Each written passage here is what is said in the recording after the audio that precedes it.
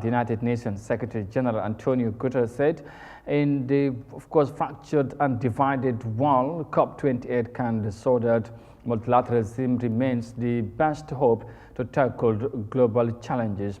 Addressed in the media on Monday at COP28 in Dubai, Guterres noted that COP28 is scheduled to wrap up tomorrow, but large gaps still need to be bridged. Here's more details of that in this report. The UN chief has said it is time to seek compromise for solutions without compromising on the science or compromising on the need for the highest ambition. Mr. Guterres specifically asked parties to ensure maximum ambition on two fronts: ambition on reducing greenhouse gas emissions and ambition on delivering climate justice.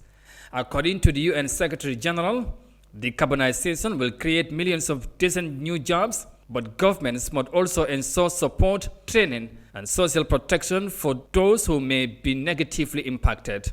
Mr. Guterres said it is essential that the global stocktake recognizes the need to phase out all fossil fuels on a time frame consistent with the 1.5-degree limit and to accelerate a just, equitable, and orderly energy transition for all. It is essential that the global stocktake recognizes the need to phase out all fossil fuels on a time frame consistent with the 1.5-degree limit and to accelerate a just, equitable, and orderly energy transition for all.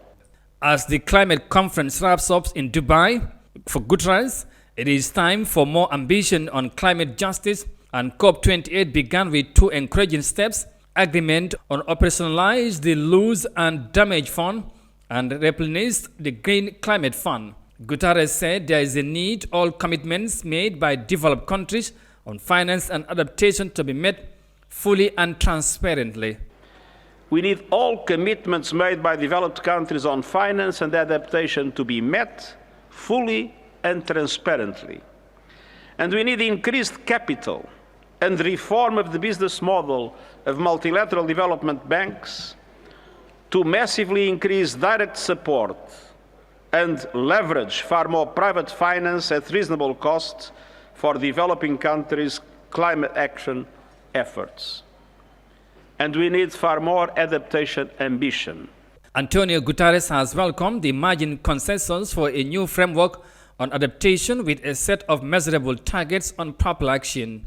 He highlighted the doubling adaptation finance to $40 billion by 2025 must be an initial step towards allocating at least half of all climate finances towards adaptation. The UN boss said the next 2 years are vital to establish a new and meaningful global climate finance goal by beyond 2025, reflecting the scale and urgency of the climate challenge. Guterres observed that governments need to prepare and present new national climate action plans or nationally determined contributions that are economic-wide, cover all greenhouse gases, and fully aligned with the 1.5-degree temperature limit. Governments must also leave Dubai with a clear understanding of what is required between now and COP 2030 in Brazil.